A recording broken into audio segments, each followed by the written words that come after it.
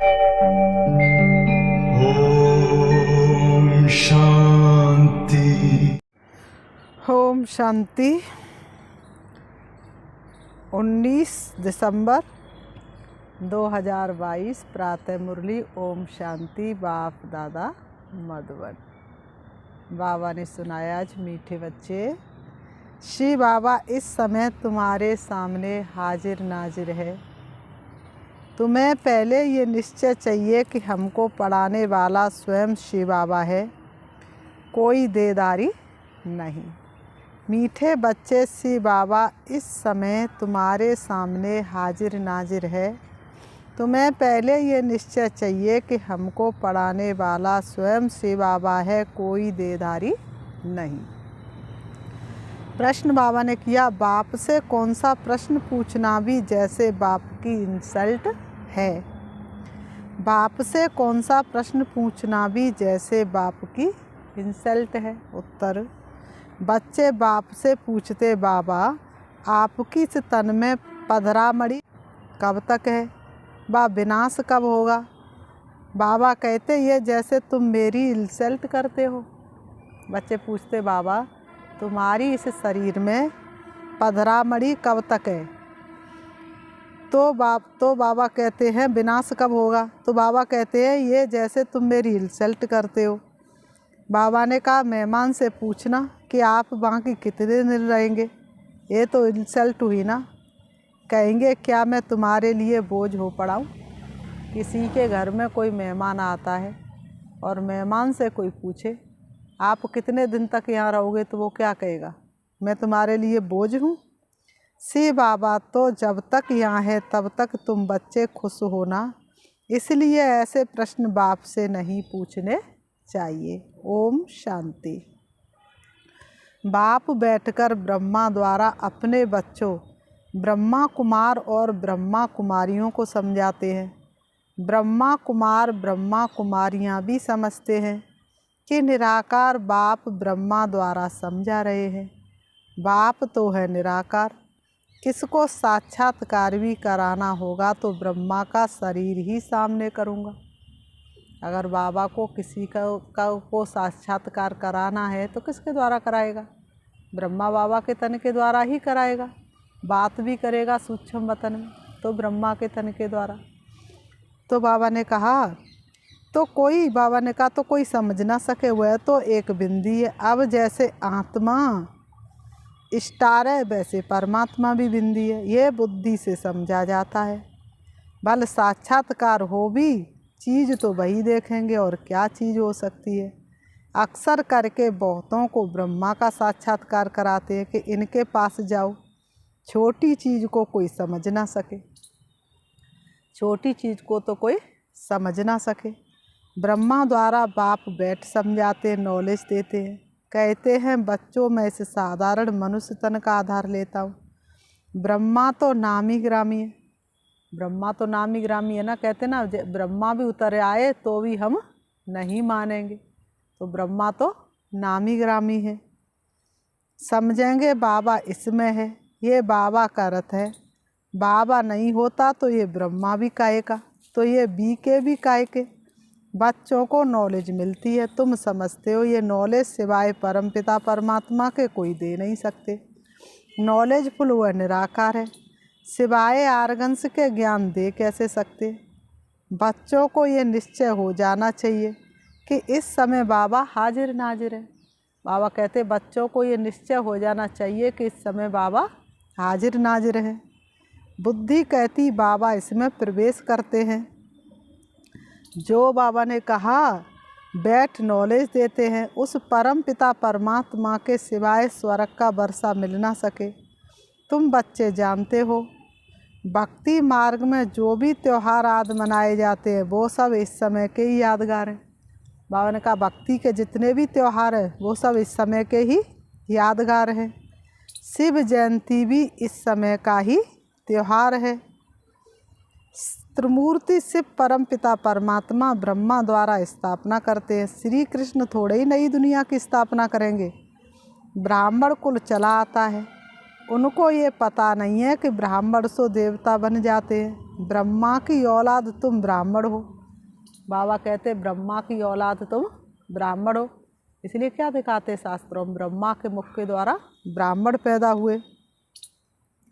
बाबा ने कहा जो भी मनुष्य मात्र है, सब धर्म वाले, उन्हों को समझ में आता है कि हमारा ग्रेट ग्रेट ग्रैंडफादर ब्रह्मा है, जिसको आदम बीवी अथवा आदि देवी कहते हैं।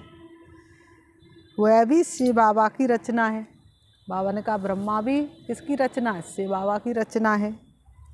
बाबा ने रचना कैसे रची? एडॉप्ट किया। शिव बाबा आए धरती पर तो उन्होंने कैसे रचना की? उन्होंने एडॉप्ट किया। तो बाबा ने कहा उन्होंने एडॉप्ट किया। यह है पहले नंबर की बात। अल्प के बाद फिर बे। इन बातों को जो अच्छी रीति समझते वही ऊंच पद पाते हैं। अल्प माना बाबा, बे माने बादशाही। अल्प के बाद फिर बे, तो बाबा को पहचाना तो बादशाही मिली। अभी तुम बच्चे समझते हो मनुष्य कितना घोर अंधियारे में है। कल्प पहले भी जब आग लगी थी तब जगे थे। आग लगने से पहले जगे नहीं तो भाग्य भी प्राप्त नहीं कर पाया। तो कल्प पहले भी जब आग लगी थी तब जगे थे। वह सीन फिर होगी, होना भी ज़रूर है। बाबा ने कहा होना भी ज़रूर है। आग ना लगे ये हो नहीं सकता। कलयुग तो जाएगा, सतयुग आएगा। बाबा ने कहा ये हो ना सके। तो बाबा कहते वह सीन फिर होगी, होना भी ज़रूर है। दूसरे धर्म वाले इन बातों को समझेंगे नहीं, ना पुरुषार्थ करेंगे, क्योंकि उनमें उनका सतयुग में पार्टी नहीं। सतयुग में तो इतने मनुष्य आ ना सके, वहाँ बहुत थोड़े होंगे जो सूरवंशी घराने में राज्य करेंगे। सब ड्रामा के बंधन में बांधे हुए हैं। बाप खुद कहते हैं मैं भी ड्रामा के बंधन में बांधा हुआ हूँ। शिव बाबा कहते मैं भी ड्रामा के बंधन में बांधा हुआ हूँ। कोई बात का रेस्पॉन्ड ड्रामा में होगा तो बताऊँगा। ड्रामा का सारा राज अभी थोड़े ही बताऊँगा। मेरे में भी पाठ नूदा हुआ है। जैसे मर्ज होता जाता है तुमको समझाता जाता हूँ। सब कुछ ड्रामा अनुसार ही चलता है, उसमें फ़र्क नहीं पड़ सकता। ड्रामा में नहीं होता तो रेस्पॉन्ड करेंगे नहीं। ऐसे नहीं कि अभी बता दूंगा कि बाकी इतने वर्ष हैं। बाबा ने कहा अभी थोड़ी नहीं बता देंगे इतने वर्ष हैं, ऐसे विनाश होगा, अब ऐसे इस समय होगा। अगर ऐसे बाबा फिक्स डेट कर दे तो फिर क्या, फिर बच्चे सारा इंतज़ाम कर ले। बाबा से पूछते बाबा कब तक इस शरीर में मुसाफिरी करेंगे? बताएंगे नहीं। बाबा ने कभी बताया कि इतने समय तक मेरी मुसाफिरी है? बताएंगे नहीं। ड्रामा में है नहीं तो क्या कर सकते हैं? बाबा कहते ड्रामा में है नहीं तो क्या कर सकते हैं?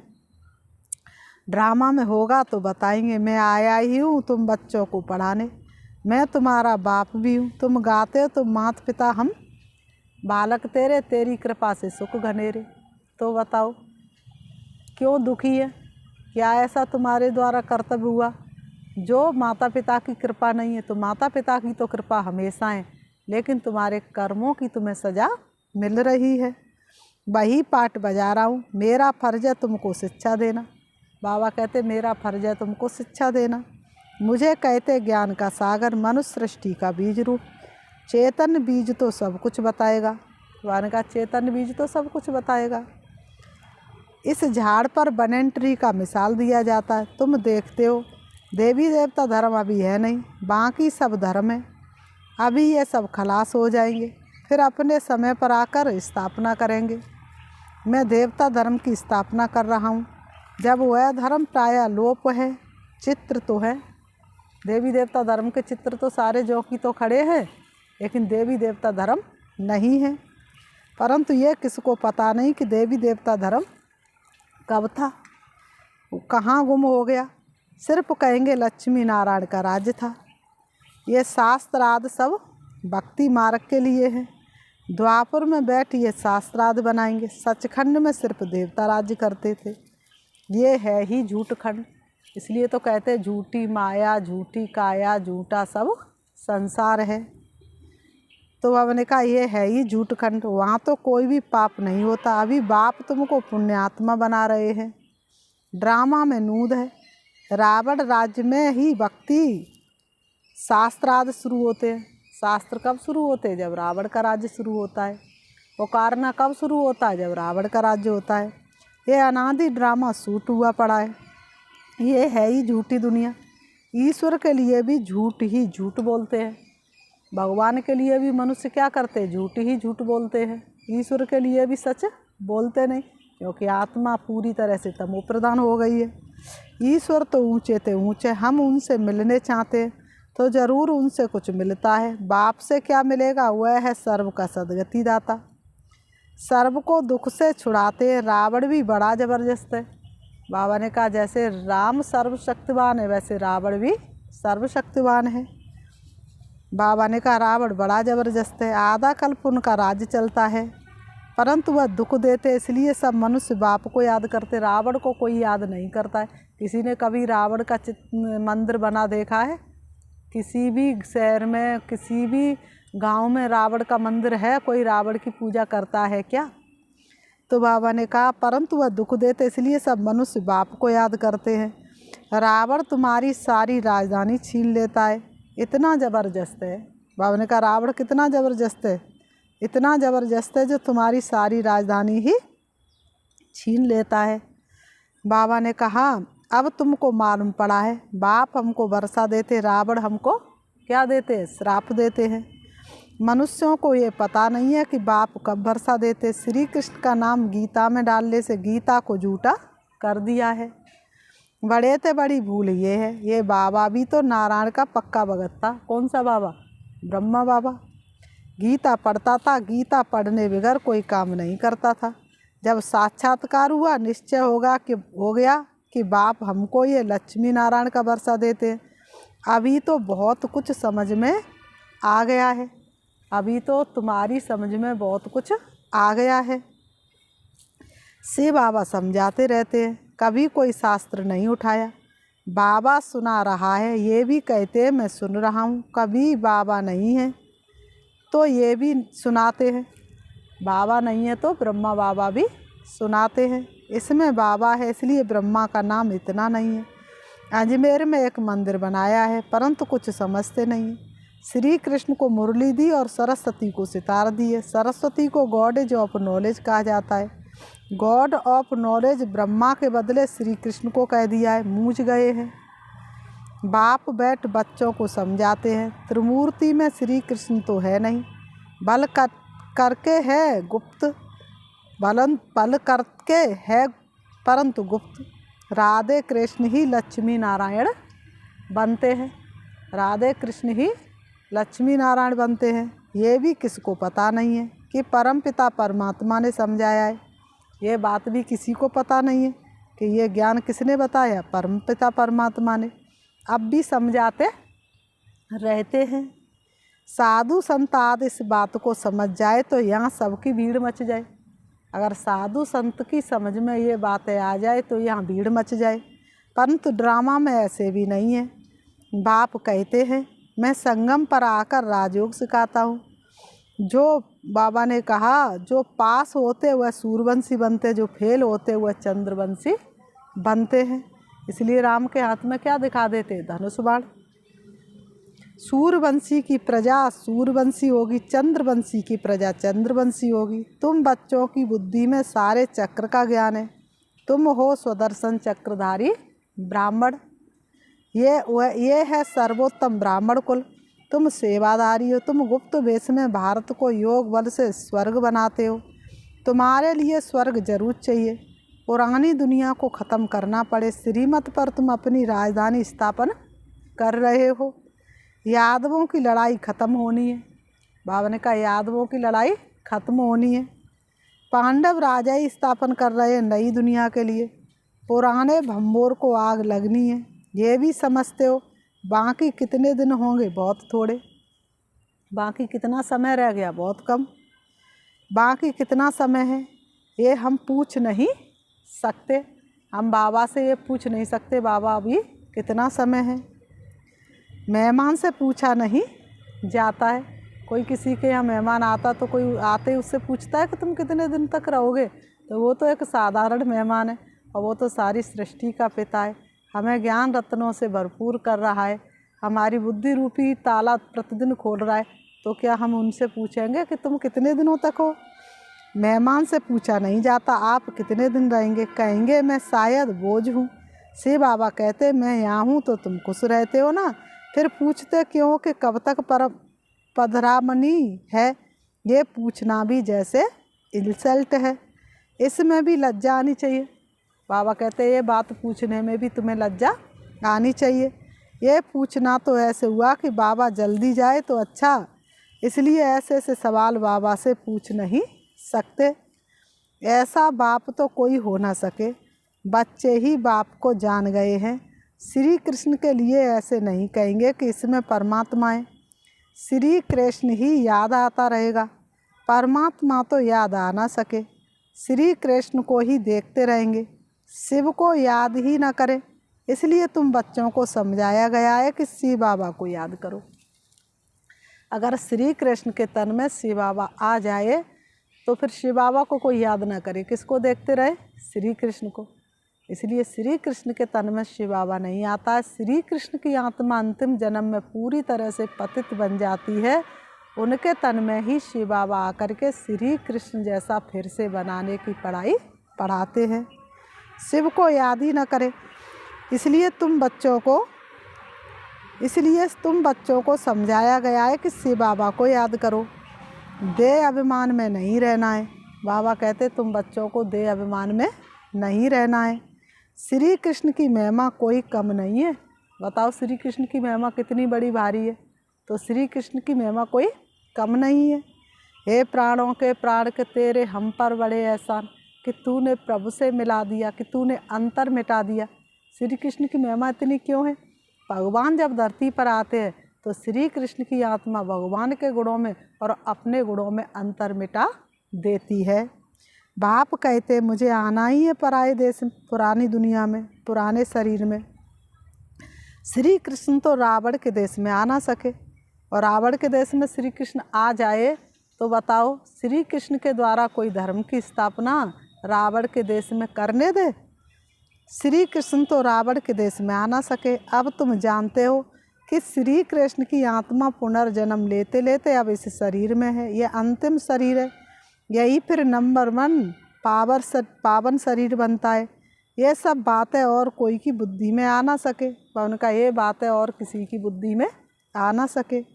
रावण का चित्र बनाते परंतु समझते नहीं है कि रावण की प्रवेशता कब से हुई है। जलाते ही आते हैं, मर जाए तो फिर जलाना बंद कर दें, मरता ही नहीं। हर वर्ष रावण को जलाते हैं और फिर भी रावण मरता नहीं, फिर दूसरी वर्ष आती फिर जलाते।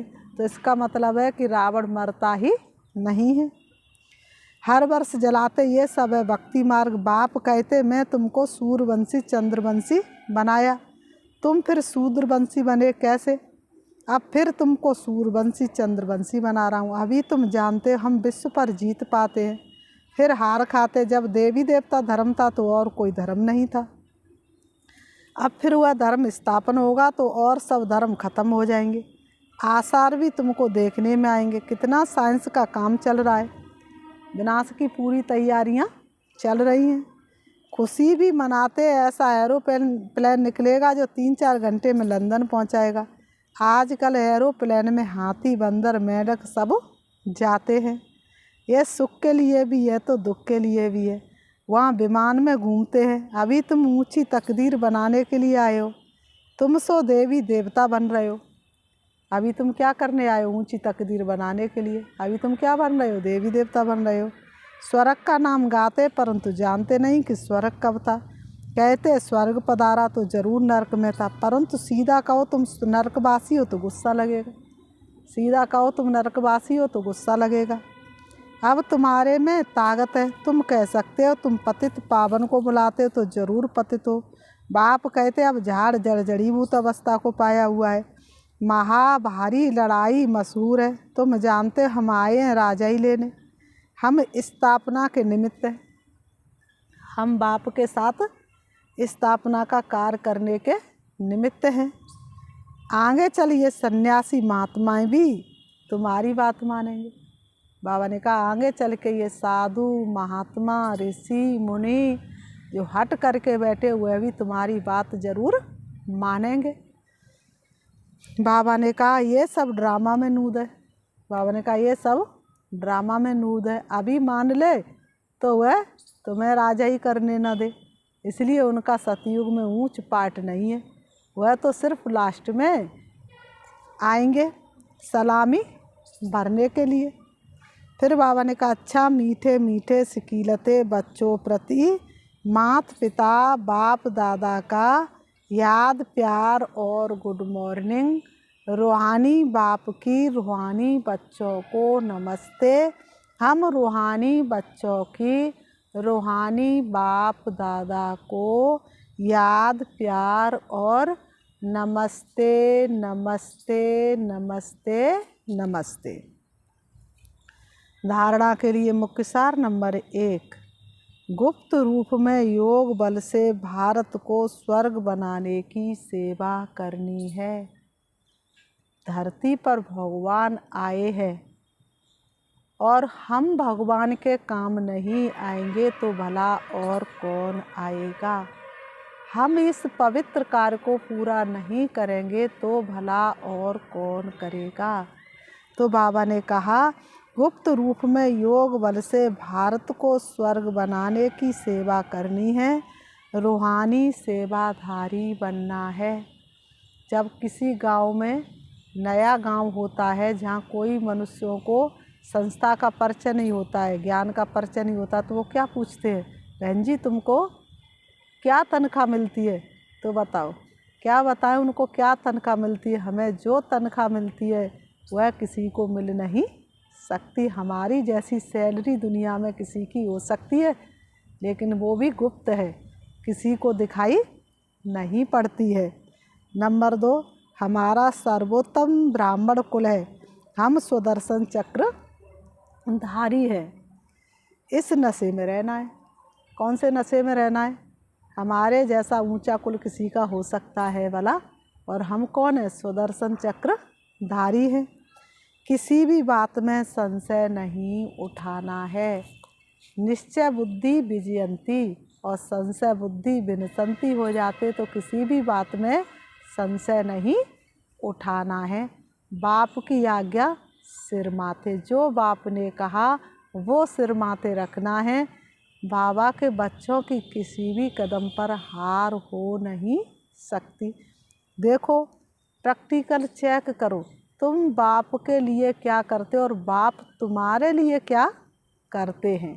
तुम एक कदम बढ़ाओ, वह 1000 कदम तुम्हारे साथ है।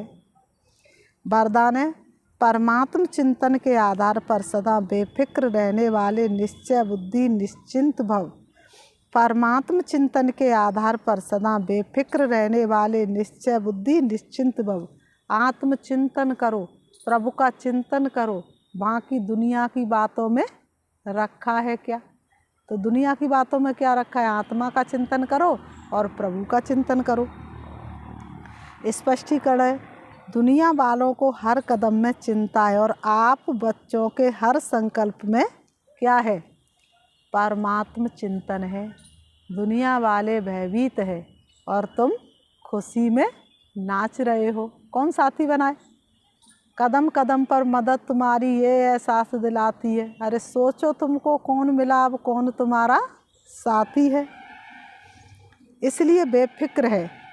करण करावन हार करा रहा है, आप निमित्त बन करने वाले हो।